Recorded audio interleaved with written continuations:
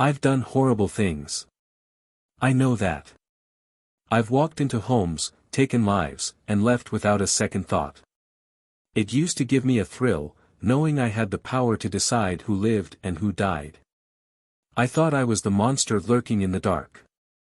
But tonight, I learned I'm not. Not even close. This is my last message. You'll probably never hear from me again.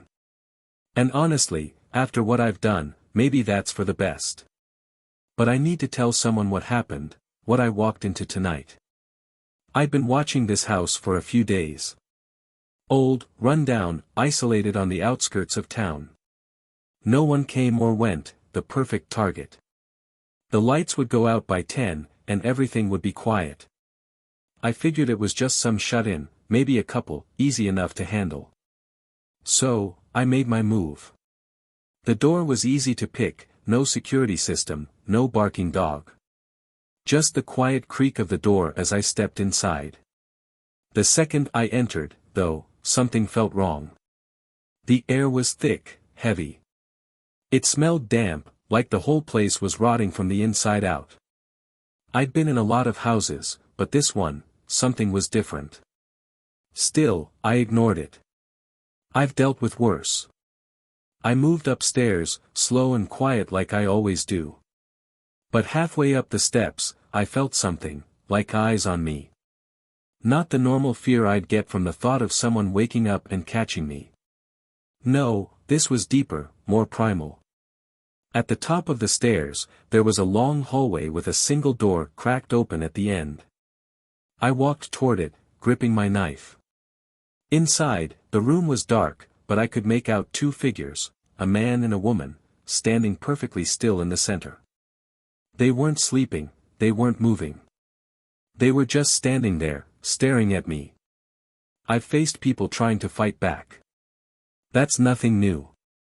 But these two weren't scared. They didn't flinch.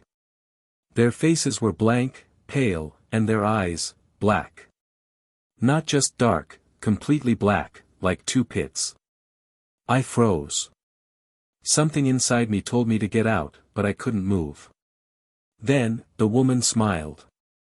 Not a normal smile, a twisted, stretched grin that looked like her face was splitting apart.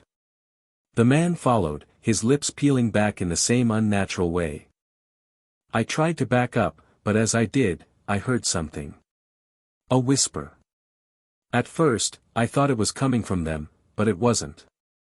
It was all around me, voices, hundreds of them, echoing through the room, filling my head. I couldn't make out the words, but they were getting louder, closer, like they were crawling inside my skull. That's when I saw it. The shadows around me weren't just shadows. They were moving, writhing. They weren't connected to the walls or the furniture. They had form, dark, twisted figures shifting in and out of the darkness. I turned, ready to run, but the hallway behind me, it was gone. Replaced by a wall. The house had shifted, trapping me. The whispers turned into laughter, high-pitched, mocking laughter. The man and woman stepped toward me, their feet not even touching the floor. They floated, inches above the ground, moving as if gravity had no hold on them. I panicked. I ran back toward the stairs, but they weren't there. Just more walls. No windows, no doors, just endless, twisting hallways that weren't supposed to be there. I knew then that I wasn't dealing with anything human. These weren't just people. I didn't know what they were, demons, spirits, something worse, but I knew they were playing with me. Toying with me like I was nothing. The house was alive. It was breathing. I could feel it in the way the walls pulsed, the way the floor shifted beneath my feet. No matter how fast I ran, no matter how many turns I took, I couldn't find a way out. Every corner led to another hallway, every door opened to another room that shouldn't exist. I ended up back in the room where I'd first seen them. They were still there, smiling, but now they weren't alone. Dozens of shadowy figures stood behind them, filling the room, their hollow eyes fixed on me.